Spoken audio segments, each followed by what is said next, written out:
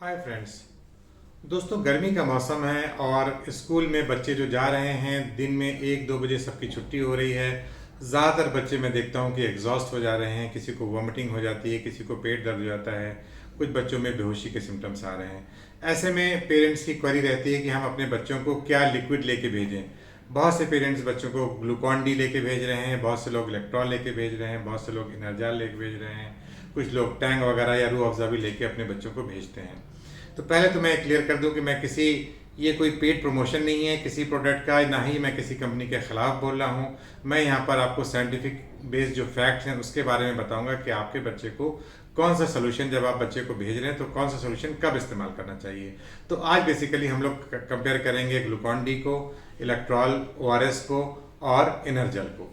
इसमें कोई, जैसे मैंने कहा कि it's no interest are involve, और ये मैं एक बेसिक साइंटिफिक रीज़न की वजह से वीडियो बना रहा हूँ, क्योंकि जो हम लोगों ने देखा है कि बचपने में भी हम लोग ऐड देखते रहते कि गर्मी आ गई है तो बच्चे को आप अपने ग्लूकॉन डी पिलाइए, और देखता था बच्चा बेहोश हो गया और ग्लूकॉन डी पीते ही वो एकदम से उठ के बैठ जाता था और भागने लगता था।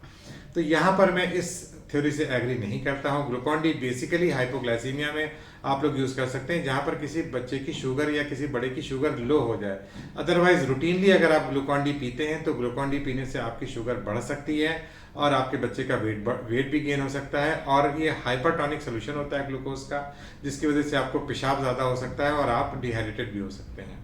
अब जाहिर सी बात है, जब आपका बच्चा गर्मी में धूप में जा रहा है तो उसको पसीना निकल रहा है। पसीने में क्या होता है, सोडियम पोटेशियम क्लोराइड्स का लॉसेस बहुत होता है, और जब आप ग्लूकॉन डी पी रहे होते हैं तो ग्लूकॉन डी में कोई इलेक्ट्रोलाइट्स नहीं होते, it's basically calcium and glucose इसमें होता है। तो आपके बच्चे को इलेक्ट्रोलाइट्स नहीं मिल रहे होते हैं। तो अब आते हैं कि आपके बच्चा अगर धूप में जा रहा है, उसको बहुत पसीना आ रहा है या वो रनिंग वगैरह कर रहा है और उसको बहुत स्वेटिंग हो रही है, तो ऐसे में अब आता है कि हम उसको ग्लूकोन डी तो नहीं दे सकते। शुगर सोल्यूशन का हमारा इसमें रोल नहीं है। यहाँ पर हमारे ऐसे सोल्यूशन का रोल है जिसमें इलेक्ट्रोलाइट्स हो। अब इलेक्ट्रोलाइट्स के मार्केट में आपको दो सोल्यूशन मिलेंगे, एक इनर्जल आता है और एक आता है इलेक्ट्रॉल। इलेक्ट्रॉल बेसिकली एक WHO ORS फार्मूला पे बेस्ड है, जो कि हम लोग डिहाइड्रेशन के लिए इस्तेमाल करते हैं। डिहाइड्रेशन कब होता है, जब किसी को वॉमिटिंग हो रही हो, किसी को लूज मोशंस हो रहा हो, या बहुत ही एक्सेसिव स्वेटिंग होती है, या बहुत ज़्यादा पेशाब कर रहा हो, इसके बाद भी डिहाइड्रेशन हो जाता है। अब किसी को अगर डिहाइड्रेशन हो रहा है, वहाँ तो मैं रिकमेंड करूँगा कि उसको WHO ORS या इलेक्ट्रॉल उसको यूज़ करना चाहिए। बट अगर सिर्फ नॉर्मल, अगर आप बच्चे की आपका रनिंग में जा रहा है, दिन में खेलने जा रहा है, फुटबॉल खेल रहा है, हॉकी खेल रहा है, क्रिकेट खेल रहा है, और उसको एनर्जी ड्रिंक की तरह अगर उसको कोई सोल्यूशन चाहिए, तो आपको ऐसा सोल्यूशन चाहिए जिसमें इलेक्ट्रोलाइट्स, बहुत ज़्यादा इलेक्ट्रोलाइट्स भी ना हो और उसमें साथ साथ उसमें कुछ शुगर कंटेंट भी हो। तो ऐसे में फिर आपका आता है एनर्जल का यूज़। एनर्जल एक दोनों के आप समझ सकते हैं कि ग्लूकॉन डी और इलेक्ट्रॉल के बीच की जैसी चीज़ है, जिसमें कार्बोहाइड्रेट भी है, सुक्रोज भी है, और इसमें इलेक्ट्रोलाइट्स भी हैं। तो अगर आपके बॉडी में इलेक्ट्रोलाइट्स के मतलब लॉसेस नहीं हो रहे हैं, वॉमिटिंग डायरिया नहीं हो रहा है, तो मैं वहाँ पर आपको रिकमेंड करूँगा कि आप एनर्जल का यूज़ कर सकते हैं।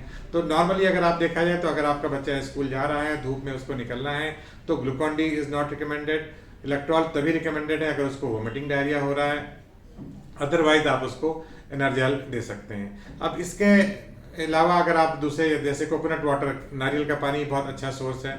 घर में आपके जो नींबू की शिकंजी बनती है, आपने नींबू का शरबत बनाया, उसमें एक चुटकी नमक डाल के आप अपने बच्चे को स्कूल में बना के दे सकते हैं।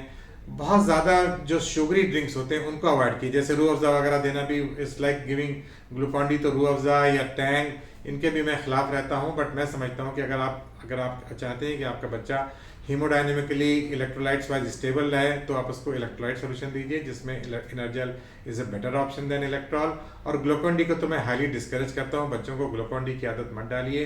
ये तभी आप इस्तेमाल कर सकते हैं अगर कोई नॉन शुगर का पेशेंट है, वो हाइपोग्लाइसीमिया हो गया है, शुगर की वजह से मान लीजिए नाश्ता नहीं करके गया था, वो बेहोश हो गया, तब आपको उसको एज एन इंस्टेंट शुगर आप उसको दे सकते हैं कि ग्लूकॉन डी पिला दीजिए। अदरवाइज रूटीनली बच्चों को बॉटल में भर के ग्लूकॉन डी देना उनकी सेहत के लिए नुकसानदेह हो सकता है। ठीक है दोस्तों, तो मैं समझता हूँ कि आपको ये वीडियो आपके लिए यूजफुल होगा। अगेन मैं इसको रिपीट करना चाहूँगा कि इसमें नो इंटरेस्ट वर इन्वॉल्व, और किसी भी कंपनी का ये पेड प्रमोशन नहीं है। मैंने आपको साइंटिफिक बेस के ऊपर ये बातें बताई हैं। इस वीडियो को ज़्यादा से ज़्यादा लोगों को शेयर कीजिए, खासतौर पे उनके बच्चे जो स्कूल गोइंग हैं, ताकि उन लोगों को नॉलेज आ सके। Bye bye, take care, see you.